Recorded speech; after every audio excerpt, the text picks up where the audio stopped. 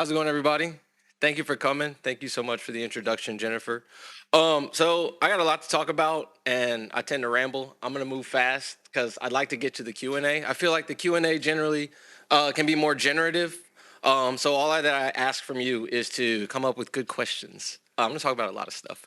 So I'm an artist, athlete, educator. I'm gonna talk about my career, my research interests, and I'm going to share some of my artwork.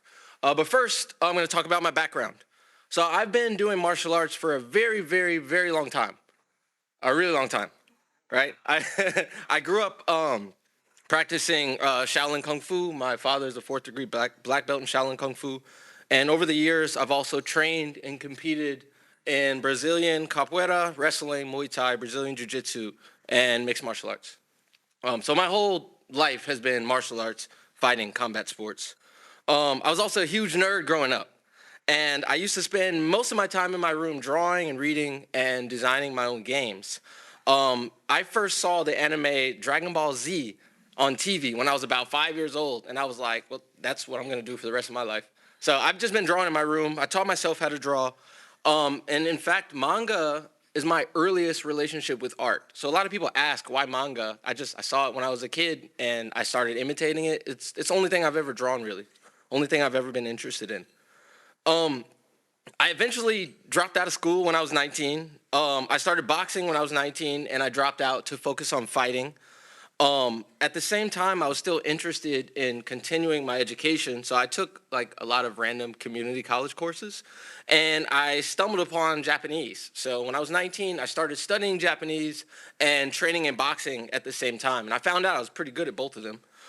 So I was failing all of my other classes still because I wasn't showing up. My GPA was so bad. I was getting straight A's in all my Japanese courses because I was finally like, this is a classroom I actually want to go to, and I actually enjoyed going to class every day. So this was sort of the beginning of my intellectual journey when it was like a classroom I actually wanted to be in.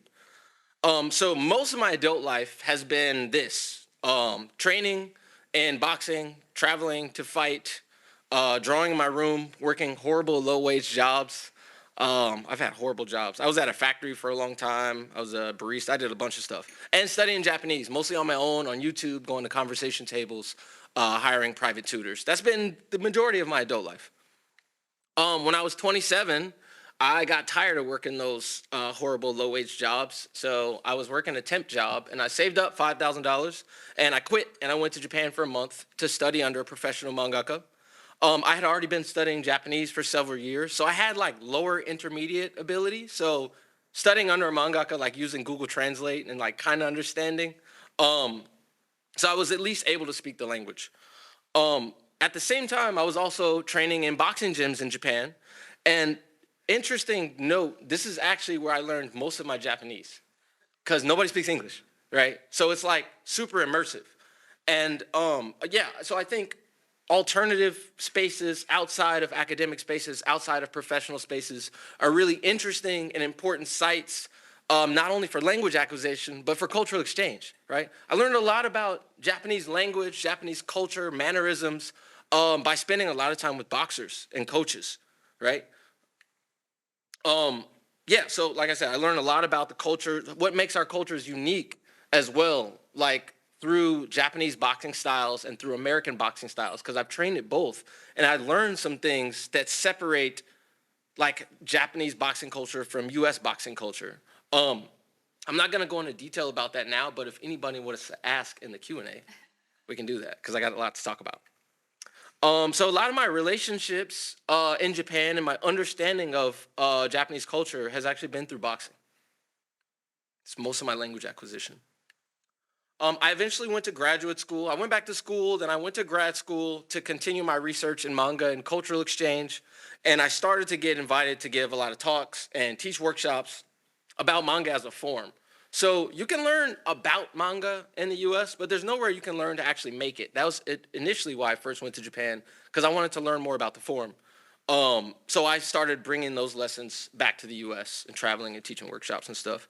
And I also turned professional in boxing when I entered grad school 4 years ago. So I've been doing these sort of at the same time. It's wildly busy, but it's fun. So I began a career as a bridge between the US and Japan by teaching manga in the States and traveling back and forth to Japan to build connections. For example, one time actually I got to spend a day with the legendary mangaka Chiba Tetsuya sensei, who's known for creating the most famous boxing manga of all time, Ashito no Joe. So that was a really big deal. That was really cool. And fast forward to now, I was recently elected to join the U.S. Japan Bridging Foundation Board of Directors, which is a foundation that offers scholarships to American students to study in Japan. And this is really important to me because I was a bridging scholar 6 years ago, and I didn't have any money. Remember, I said I was a dropout. So my education was self-funded. So I needed this scholarship so I could go to Japan. And that like changed everything for me, even having the identity of being a bridge. So it means a lot 6 years later to join the board and sort of be on the other side, supporting students in developing their own careers in Japan. I just had my very first board meeting last month, so still new to it. And also for the past year, about a year ago, I finished grad school in May and became the first professor of Japanese manga practice in the US. And I work now at the Rochester Institute of Technology. I just finished my second semester. So that's been a very, very exciting new journey, something I've been working towards for like the past 8 years. All right, I'm gonna talk about my research now. This is stuff that I'm really interested in.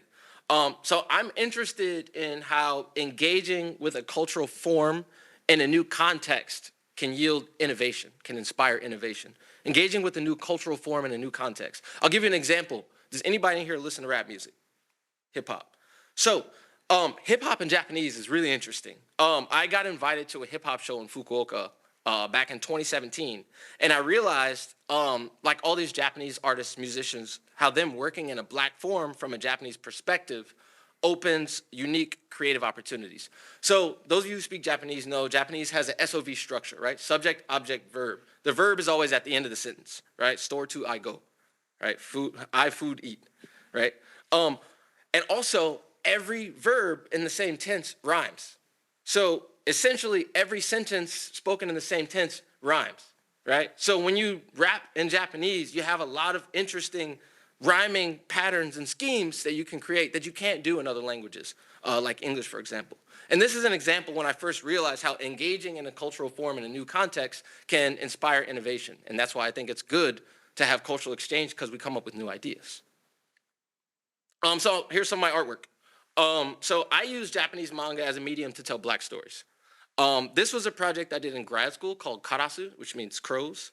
It was inspired by a Japanese folk song of the same name by Yamasaki Hako. I love Yamasaki Hako. In this project, I learned how engaging with language opens opportunities for deeper creative research. So a translation can radically change the voice and subtext of a story.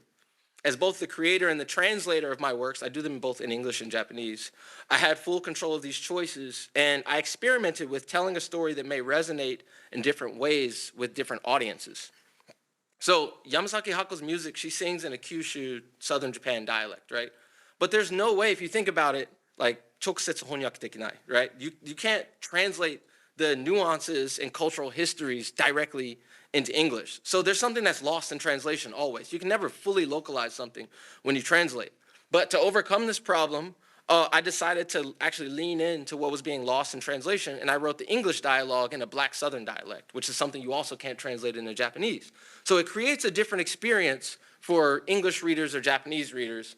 But I think that's just something that we have to deal with. Part of cultural exchange is never fully understanding the other side, but still embracing it. So I try to sort of activate that and think about that in my work. So that's Karasu. Next, I'm going to talk about two projects I'm working on currently. So this one is a manga slash immersive exhibition. This is it's called Radius. It's a battle manga. I'm a fighter. I grew up with Dragon Ball Z, so I'm drawing battle manga. Of course, that's what I care about. It's set in a futuristic world, a utopian society where humans have ended war, poverty, and hunger. And thanks to advancements in science and technology, in this age without war, robots are used in a violent arena sport as tools to solve human conflicts. The robot battle arena in Radius is the pinnacle of performance and spectacle. And due to their advanced abilities, robots have completely replaced human athletes in sports. There's no more human athletes. And audiences cheer as robot fighters put their bodies on the line to entertain the masses. However, while these robots are programmed to serve the whim of their human masters, they can feel and they can think for themselves because this is really advanced AI. It's like 200 years later. So I'm sort of problematizing typical battle manga tropes. Did you all know that the term robot is only about 100 years old? Did anybody know that? So it was coined by a Czech playwright named Karl Čapek, and he had a play in 1920 called Russam's Universal Robots, which was about biomechanical beings created by humans to serve as free labor. The word robot comes from the Czech word robota, which means slave or forced labor, right? So this is the etymology of the term. Eventually, robots gain consciousness and rise up and revolt. So, when we see like the trope in sci-fi, right, like The Matrix or Terminator or Steven Spielberg's AI or iRobot, of like robots rising up to fight against their human master, that's from the origin of the term. That's literally what robot means. So me engaging in this research and looking up the etymology of the term, I was able to learn more about the history of what I was talking about, what I was using, the history of sci-fi. Along with drawing the manga, I created a fictional timeline that spans 200 years of geopolitical history and scientific discoveries since 2025, including a super material I made up called Lumite, which was discovered in Africa, and countries began fighting for control of the resource, which eventually caused World War III, the annihilation of a third of Earth's population, including all Black peoples. So Radius is a commentary on rapid technological advancement, racialization as a method of establishing class hierarchy, colonialism, and labor exploitation. Right? I want to talk about more in the manga. In fact, all the robots are Black if you read the story. And I actually think that we've never truly dealt with the race problem and the legacy of chattel slavery in the United States. And if we don't learn from history, we're bound to repeat it. Right? So in this future, the point that I'm making is I think people still want to own Black people. And now that we've been wiped out, these advanced humanoid robots have been created in our image to serve humans. When I started this project a year ago, I actually spent several months studying under a theoretical physicist, Dr. Nicholas Eunice. So actually all the science is accurate. It's all right. Basically, I would come up like a really weird sci-fi idea, and he'd be like, no, that's stupid, and then he fixed it. So like all the science is right. That's how that worked.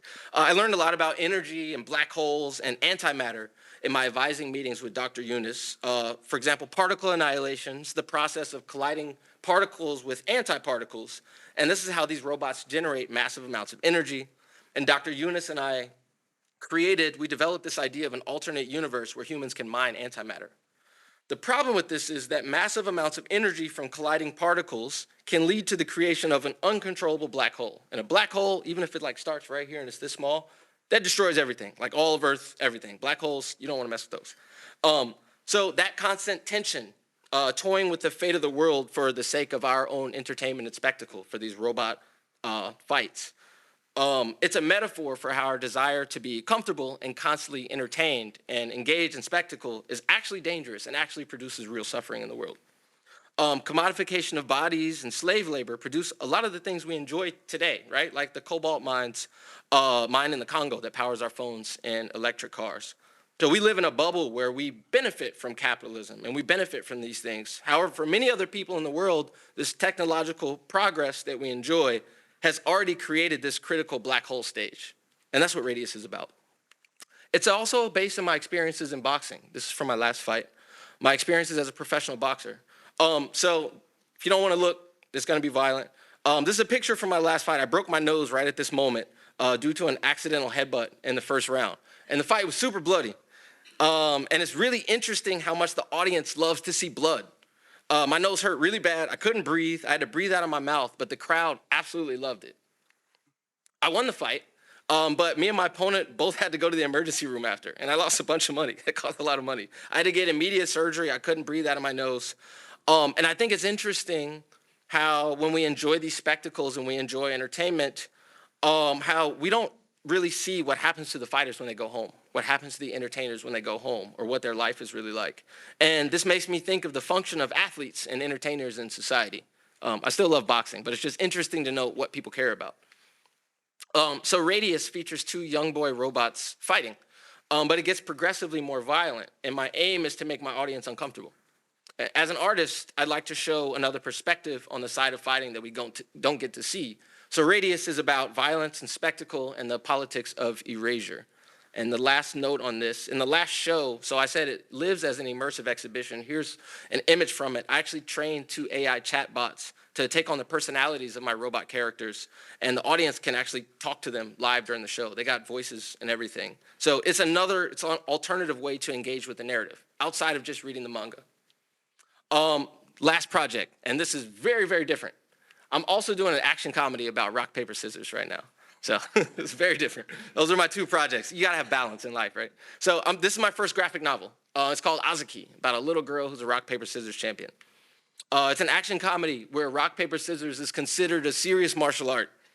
And the protagonist, Azuki, she plays choki. She plays scissors every single match, and she always wins for like really stupid reasons. It's a very like absurdist comedy, sort of a love letter to Dragon Ball Z, what I grew up reading. With this project, actually, so manga, as you probably know, is generally drawn in black and white. But I'm teaching myself how to color with this project. That picture on the left, that took like 40 hours to draw. And I just finished that like a week ago. It took a really long time, but I'm learning how to color. It'll be done probably in like the next 18 to 20 months. I'm working hard on it. And I'm very excited about this project. So stay tuned for that. The final thing that I want to talk about is my upcoming study abroad course. So that starts actually this Friday, in 2 days. I have 18 students and 2 assistants coming to meet me in Tokyo. So I'm leading a 2-week study abroad program in Japan that's focused on manga creation and cultural exchange. I set up an exchange agreement with Kansai Gaidai University, where I studied abroad 6 years ago. I've been working with the dean for about a year on this. In the first week, we're going to be based at KGU, where I actually paired each of my 18 students. They each have 2 Japanese conversation partners. So it's like 54 people. It's going to be a lot. And they're going to be engaging in cultural activities, lectures, and workshops. And then the second week that I'm really excited about, my students are going to be training at Nihon Manga Juku, which is Japan's leading manga vocational school. Manga is generally taught in vocational training schools, not in universities. And Nihon Manga Juku is the place that has had the most graduates actually become professional mangaka. I've been meeting and talking and working with them for like the past 2 or 3 years, and this is going to be our first actual project. So they're going to be receiving professional instruction from 3 professional mangaka, and they're also going to get their works reviewed by an editor from Kodansha, which is a leading manga publisher. So students who have exceptional work, which I think right now is probably about 4 or 5 of them, will have the opportunity to publish if the editor likes their work. So the point of this program is bridging classroom learning with real-world industry experience, giving students an opportunity that doesn't exist anywhere else. I see this as really practical exchange. So I'm using this course as a pilot. This is my last slide. Time's not bad, actually. It's just 20 minutes. I'm using this course as a pilot to build a manga academy, which is a space where American artists and students can learn and gain firsthand experience in the Japanese manga industry. After years of building relationships in Japan, I've been working really hard on this and refining my craft, getting better at teaching, studying the language. This is my way of building like practical bridges between cultures. So it's going to be the first of its kind, and I'm really excited to launch it. That's all I have for the slides. I hope you all have questions. I'm really excited about the Q&A, so thank you. One of the things I wondered in your journey is that, obviously you're a talented artist yourself, right? So you're obviously drawing, you're doing your boxing. What was it that drew you to teaching and to start even, going into that form as your career goal? And that's where I didn't really understand as much. Obviously, you want to give back and expand manga, but if you can let us know a little bit about what was your journey there. I'm from a family of educators. I was actually the only dropout. So there was like an expectation that I would be a professor growing up, and I came to it in a roundabout way. But both of my parents are sort of like activists, educators, my grandparents. So it's just kind of what I was always around. Yeah. It was weird that I became a boxer, actually. That was the weird thing. Those family expectations are always hard, right? You end up kind of going down a path, even if you tried to avoid it, right? Well, let me open it up for questions. I have more on my own, but let me have the audience. We have online as well in the room. Chris? So I'd like to know a little bit about how you learned to draw. Yeah. You've given us this. You seem like you spent a lot of time boxing, but were you self-taught? Yeah. And also, What are you going to do with your students, and where do the students come from? The Oh, yeah. students you're bringing Yeah, here. yeah, yeah. Are they all from RIT, or are they from different places? So first question. I've been drawing in my room since I was like 5 years old. I spend most of my time drawing in my room. I still do that. I didn't take classes, art classes, because I don't know if you all know this, but not just comics, but manga specifically is really looked down on in the art classroom. I've had so many students come to me and say their teachers told them they can't draw manga. Um, so I didn't take. I just taught myself. But I mean, just like anything else, if you spend a lot of time on something and you like it, you're gonna get good at it. If you do something for 10 years, you're gonna get good at it. Like if all of us in here started tap dancing right now in the next 10 years, we'd be good at it, you know. And I don't know anything about tap dancing. So, I mean, I've been drawing for 20 years.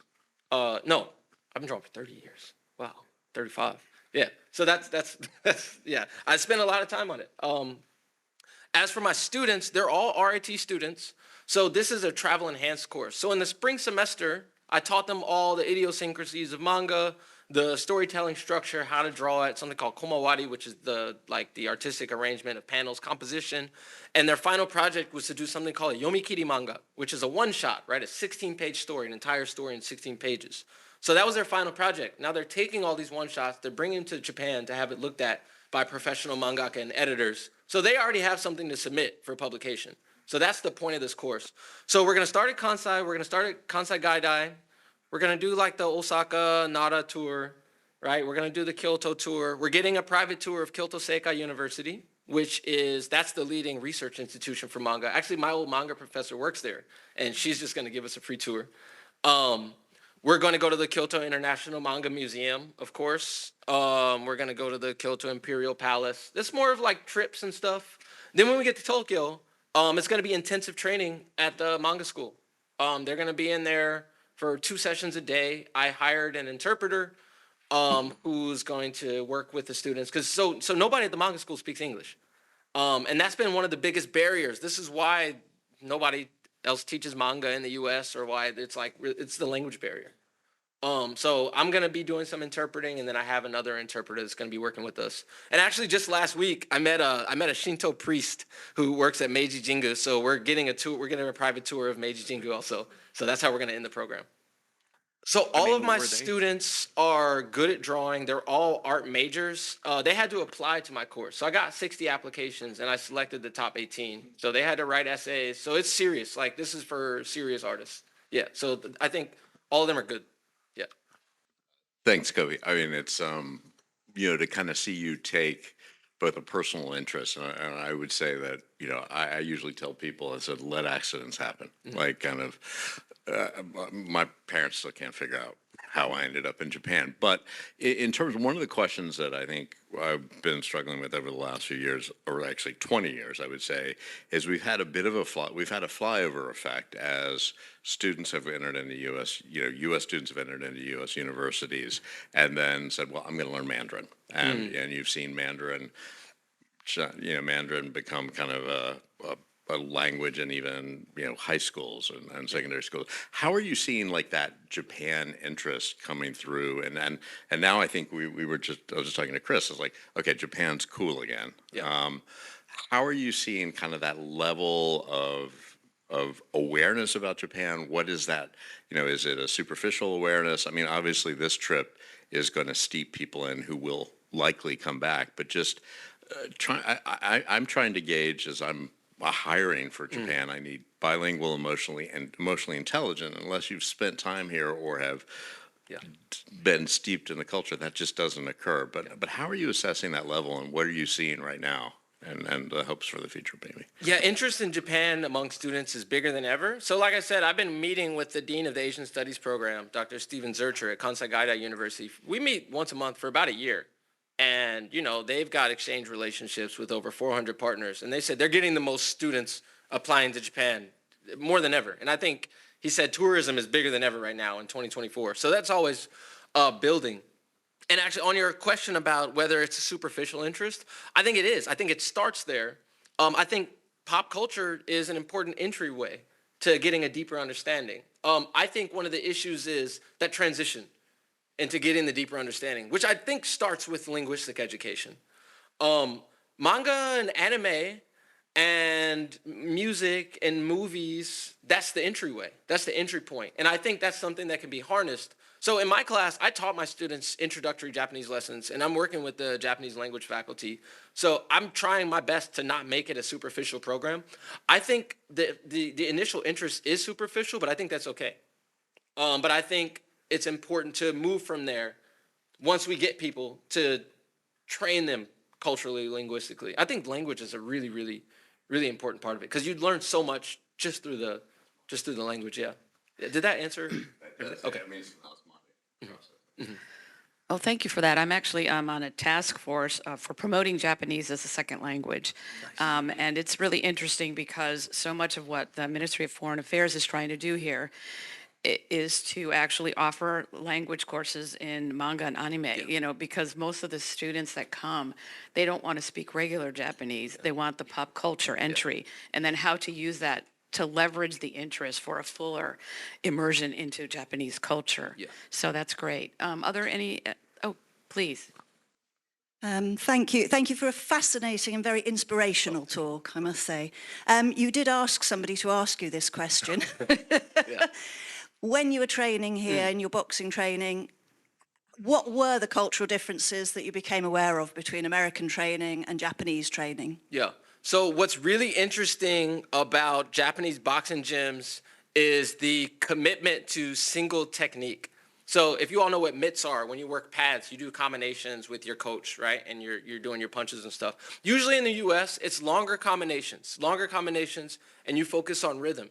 In Japan, and I've trained at probably like 9 or 10 boxing gyms in Japan over the past 8 years or so, it's usually one punch or two punches at a time, and they're really focusing on doing exactly right each time. The punch has to be perfect. I remember one time I was training at a gym in Fukuoka, and I was working on throwing my right hand, and there was something off about throwing my right hand. And I had two coaches, one coach who was holding the mitts and two coaches who were examining me work. And they took a video, a slow-mo video, so we could figure out what was going on. And as they were analyzing, they found out that the problem with my right hand was the position of my left knee. So that's something that I haven't encountered in a US gym. But I think US is more about like flowing and rhythm. And even if you don't throw every punch perfect, there's a lot more lateral movement and there's a lot more rhythm.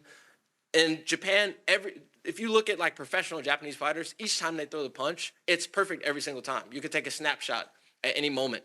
Another thing that I noticed is they don't skip their running. Or they don't skip their training, right? Boxing is really difficult, and you have to train really hard. And it's not about working hard. It's about the constant dedication and doing it every day. I remember one time, there was this kid, he didn't even have any fights yet, and his coach, this was at a gym in Tokyo, at Kyoei Boxing Gym. His coach told him to work on his 1-2-3 on the bag. And he said, work on it until I get back.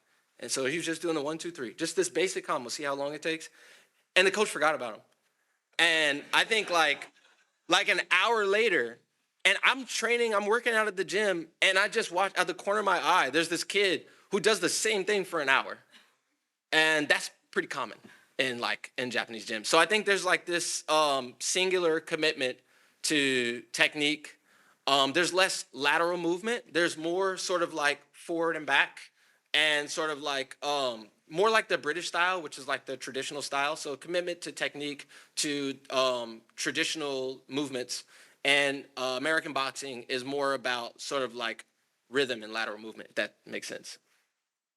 I don't know what the definition of a Renaissance person is, but I think you might be the epitome of that. So first of all, I first met Kofi, I think, at a Bridging Foundation reception.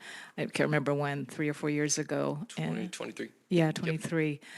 And was just struck by not only your, multi-talent, your persona, but we met the other day, and I was shocked when you said the comment you said earlier about how art schools don't accept manga as an art form, or they don't teach it as an official art form. And I was shocked by that because my son went to an art program in the United States at a university, doesn't draw manga, but Do you think that is likely to change anytime soon? Or what needs to happen and why is it so sort of viewed or, Yeah, in a it's negative inevitable. context? Sorry, yeah, it's inevitable to change. I mean, manga's a $14 billion industry. All the students in their portfolios are submitting work that looks like Japanese manga. It's literally banned from portfolios at a bunch of universities. Um, it's the new popular thing. And I think that's why so there was a point where, so I teach in the illustration program. There was a point where illustration wasn't considered real art. There was a point where photography and filmmaking weren't considered real art. You go back several hundred years ago, painting wasn't even considered fine arts. It was just music and poetry. So there's always these developments where something new and exciting and popular and all the kids love it is looked down upon. Rock music, hip hop. This is just another one of those. So it's inevitable. And if they want enrollment and student retention, it would be stupid not to accept it. So I think more people are gonna start teaching. I think it's coming. Yeah. One of the issues is most artists are broke. So getting students there, which is why I want to do this through an accredited program. So the academy that I'm planning on starting is going to be accredited so students can use scholarships to get there. That's one of the biggest boundaries. So I work at a private university and my students can afford the program. But they also, they can get scholarships if they can't. I think that's another one of the big barriers. But I'm also going to be doing mostly teaching online through the academy to make it accessible, and people can still connect through editors and teachers through the online platform. I think money is one of the big things. I don't want to be too crass about this, but do manga artists sell their original art? Because if you look at the comic book industry in the United States, I mean, 1942, nobody bought any of that stuff either, but now it's multi-million-dollar pieces if you have an original drawing. Yeah. Do you know if the manga artists in Japan sell, or and there aren't any in the United States, so I'm assuming they're not selling. But There maybe are they will manga someday. artists. There are manga artists in the United States. Most are independent artists. There's a lot of, so I'm in a Facebook group called Black Anime and Manga Artists, and there's like 14,000 members. There's a lot of there's a lot of manga art. There's just nobody teaching it, and it's not getting a lot of attention. There's a lot of really talented artists all around. There's a bunch of people in the Philippines that are drawing manga. Really, really talented artists in the Philippines. In France, manga's huge in France, and in Europe. I think it's biggest in Japan, then France, then the U.S. for comics in general, but specifically manga. I think the next stage where artists are able to thrive more, especially in comics and illustration, is by being independent. People are relying on a lot of crowdfunding for maybe like the past 5 to 10 years. Generally, the publisher owns everything. And in my limited understanding, a lot of mangaka don't make a lot of money, even if their stuff is unless it's like One Piece or something like that, unless their stuff is really popular, because they don't own the rights to their stuff. So I think understanding more about IP or taking the independent route. This is another thing that I teach my students, all the different routes that they can use to create. And more, it's becoming more lucrative to be independent and self-funded or crowd-funded, which basically the difference between that and working with the publisher is you have to do all the logistics. You have to get your stuff in the bookstore. You don't get an advance, but you own everything. So it's all on you if it fails or succeeds, but then you get all the profits. So that's, in my limited understanding, as I understand it, they usually don't have the rights to their stuff. So I doubt they could sell the illustrations. Maybe they would get a percentage of it. Hi. First, I'll start with I'm here today because of manga too. Because I grew up in the U.S., but the only Japanese I learned was through manga. So it's a similar path. And also just in terms of the art collecting and the original manga art, I actually started to collect as I gained interest in this space. So I know a little bit about that, but it's definitely hard to find. It's obviously the collecting industry, the hobby in the U.S. has a much longer history, so you can access a lot more stuff. Whereas in Japan, it wasn't such a big thing until probably the last decade or so, I think. So I'd say there's a piece of Ghibli art that's I think I calculated it roughly has gone up roughly 78x times in about 9 years. So it's definitely the market has gone from nothing to extremely valuable. So, but sorry, in terms of the questions, I had two questions which kind of touch on some of the things you mentioned. One is the whole thing about trying to do the same exercise, perfecting something, the shokunin, I guess, as they call it in Japanese, characteristics. Do you think that that is something that's sort of very Japanese, cultural, and has its pros and cons? And so in terms of how it affects mangaka, do you have any thoughts on that as someone who's approaching it from a very different angle? Yeah. And secondly, as an industry, we mentioned this a little bit, but I think there's some issues such as obviously mangaka being overworked and underpaid, right? Very simply. And there are people who are trying to solve this issue, but it's certainly difficult one.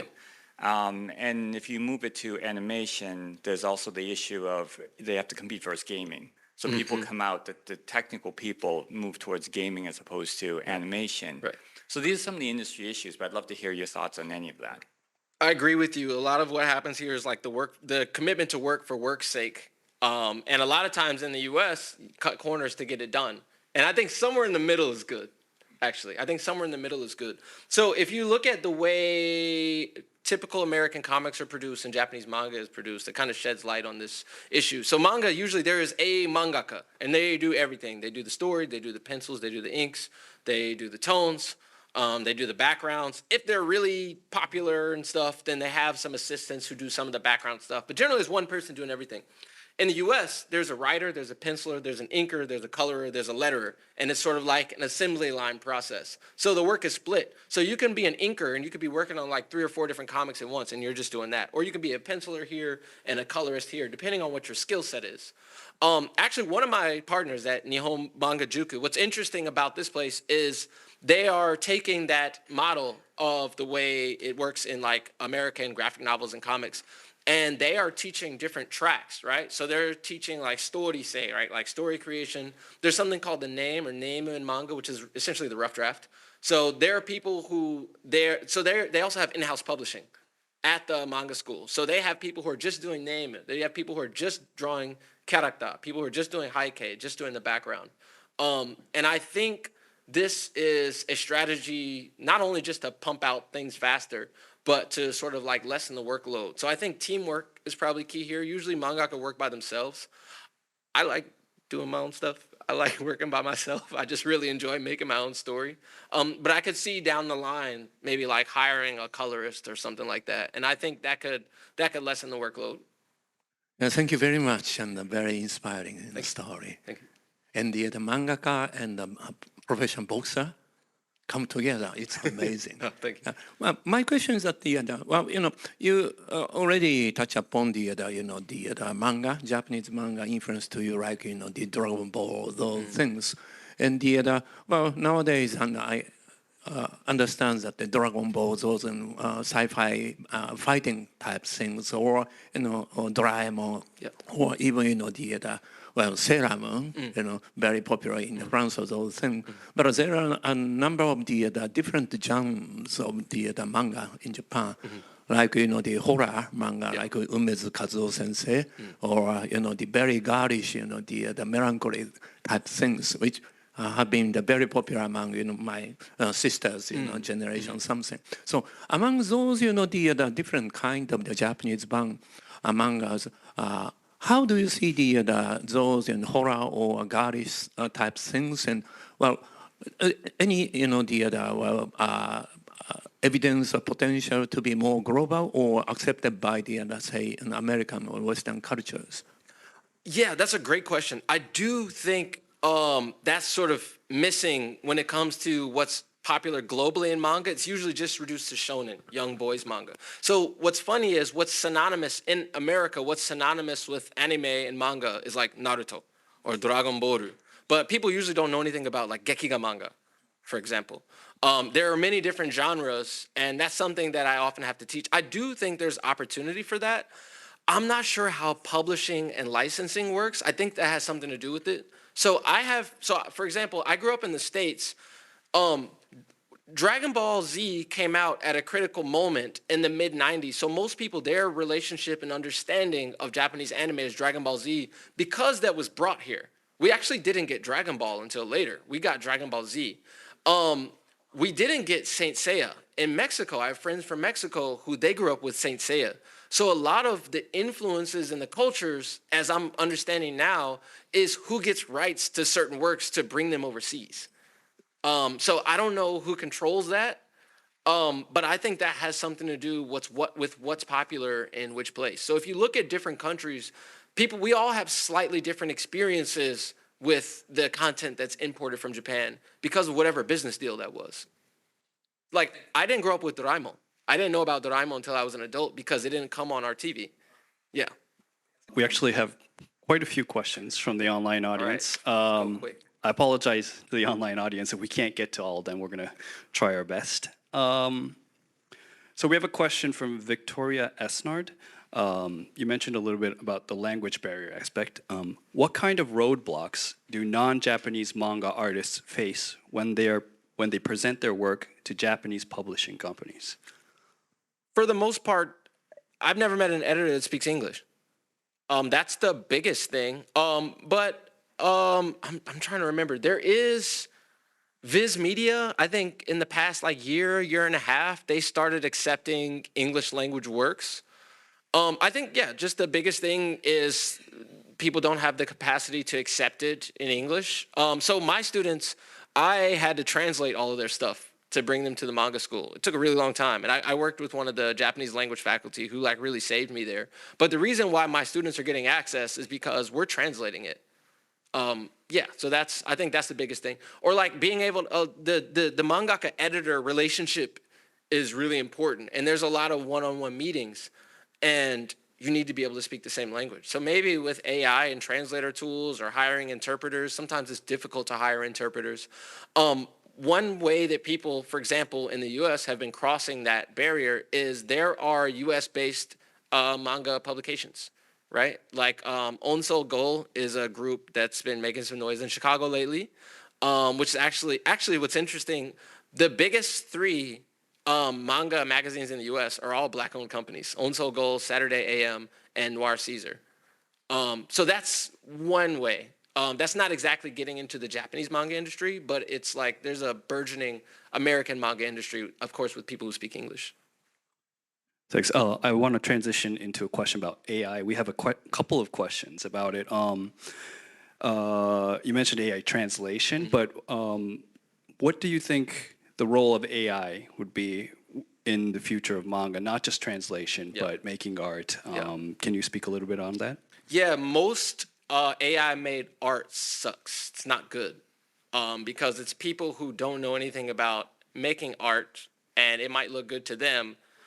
There's a lot of reasons why I don't like AI art. One, I think it's really interesting that we want the robots to make our art and write our poetry and write our novels because that's the thing that we're supposed to enjoy. And I think if all we ever focus on is profit and quick and more, we're going to I think it's weird. I think there's a possibility that AI could replace a lot of artists, but I don't really get it because I actually enjoy drawing. And, drawing is not just the dexterity of your hand and your ability to create a beautiful line. There's also a deep understanding of composition and there's experience. And, art is more than just that. It's also the type of message that you're trying to create. So, for example, the Radius manga that I'm making, which is about AI, AI couldn't make this. One, what I found is working with all these AI tools like ChatGPT and Character.ai, when I train these AI chatbots, what's interesting is AIs, as far as I understand it, these language models, their number one ethic is not to be correct or to make something good. It's to please the end user, to please the client. So AI will lie to you, and then you'll catch it on a lie, and it'll be like, oh, sorry about that. I think an artist is somebody who can make you uncomfortable and show a mirror to the world. And I don't think what I see in AI right now is capable of doing that. It can make something that looks maybe superficially beautiful, but art is also about story and meaning, and I don't think it's there yet. And I think it's weird that we want to replace human artists.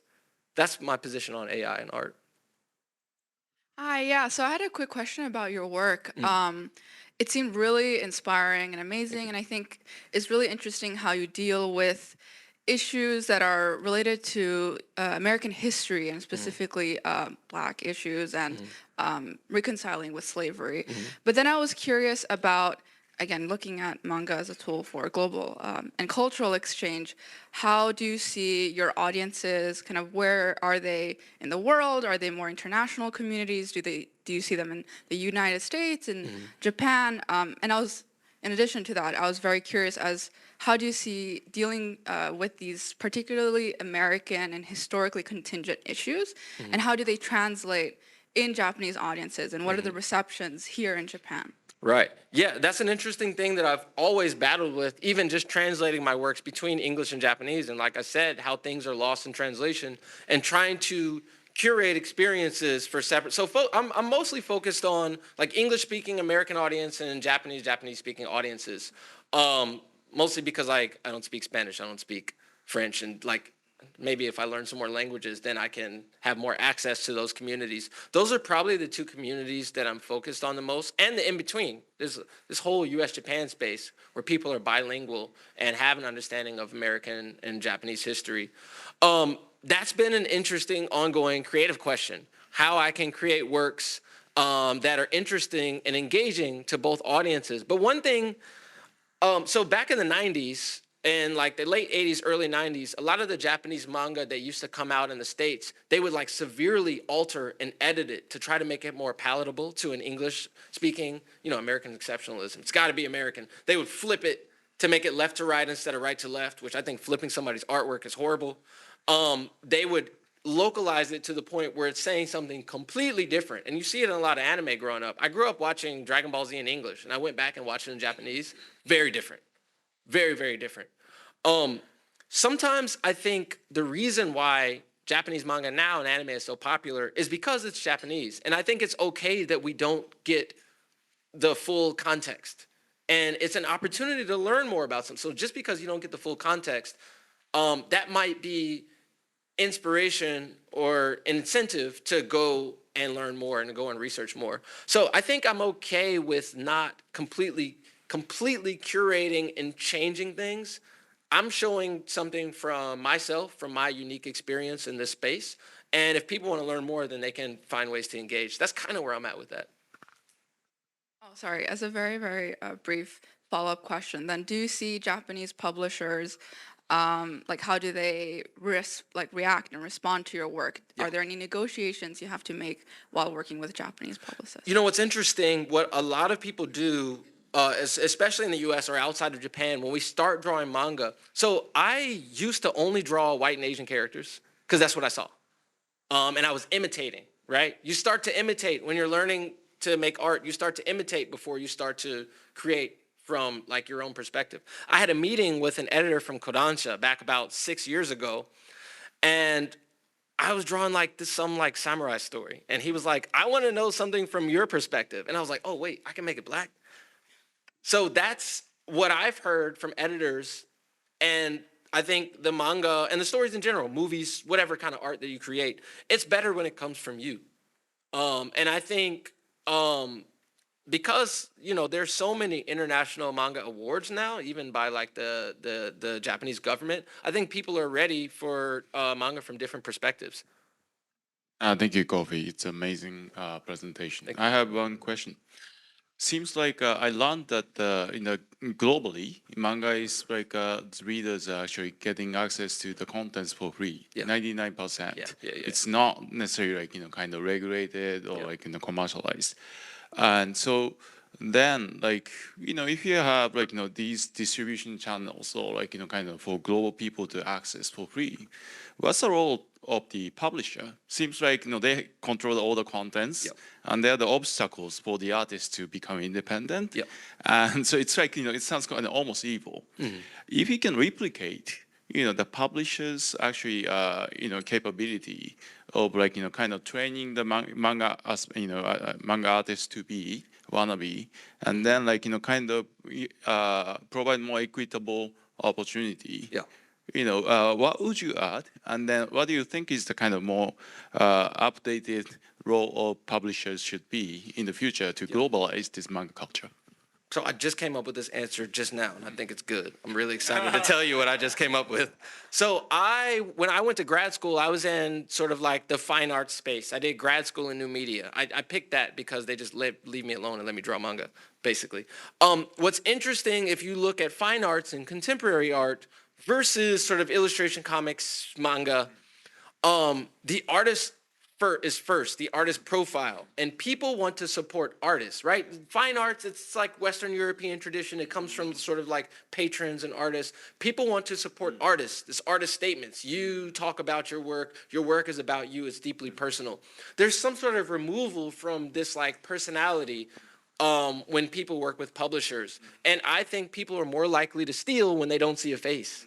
I think if publishers would market the work as this is what this person created, people are probably less likely to steal it. So in the independent scene, even in like American-made manga, international-made manga and comics illustrators, when people are doing this crowdfunding and self-funding, they're putting their profile first. And it's like, this is me creating this work. And when you support them on Indiegogo and Kickstarter, you're not supporting the work, you're supporting the artist. Or like Patreon is about supporting the artist. I think one of the keys to instead of like making it illegal and being like strong and hard and fighting fire with fire from stopping people from stealing, I think a softer and probably better way is to show people who the artist is, and people will be less likely to steal. I don't see people stealing from independent artists, even though they can. Thanks for your wonderful talk. I had a question about like the rise of manhwa and webtoon. Do you view that as like potential competition for manga? Would you ever consider making art in that format? I think more art is good. I think it's great. And that's another example of a cultural form and innovation by reinventing and creating a new context. So webtoon is sort of like Korean version of manga, very inspired by manga aesthetically, but it accesses this thing that we all have in our pockets, and it's like you read comics by like infinite scroll. I think that was genius. I think it's really cool. Manga is traditionally black and white because it's cheap to print. That's why manga is traditionally black and white. Even the tones, the gray tones, if you zoom in, it's halftone dots. It's actually little black dots that are different spaces. So technically, for printing, you can fully print this in black and white, even with the grays. Webtoon's on the phone. You don't have to worry about that. So I think it's a great way for people to gain access. It opens up the storytelling structure. You don't have to specifically stick to this like Kisho Tenketsu structured narrative. I've considered doing infinite scroll manga in webtoon. I'm gonna get the book done first, and we'll see from there. But I embrace it. I think more art is better. Let's finish with one last question. We have a question and comment from Mario Long. Kofi, great presentation.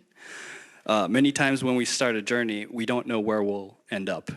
What has been the most surprising aspect of your journey as an artist, manga specialist, and educator?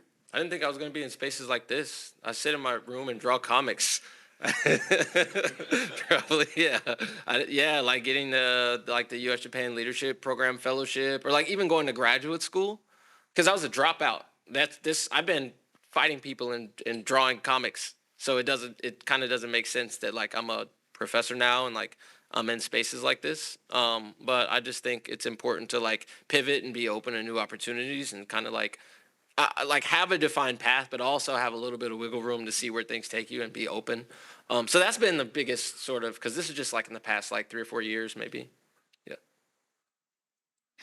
Well, great. Well, thank you, everybody, for the engagement, the questions, and Kofi for all of the information. It's truly inspirational. We're really happy to be part of your success, because I think this is just the start, and it's really nice to see how open-minded you are. I was struck by some of the questions on, manga and how they can, how do you deal with the cultural differences? And for me, it seems to me that the beauty of it is there's always a universal truth, struggle, honesty, something in a manga that can transcend your specific culture. But as you pointed out, doing it in different languages, you can then, it opens you to more exploration. Can I say one more thing? Please. You just remind me. So the first time I came to Japan, people always talk about what are the differences? What's different about it? The main thing that I remarked when I first came to Japan was like, oh wow, people laugh at the same kind of jokes. Like we're actually more the same, and that was the biggest sort of discovery from coming here, going to a different country.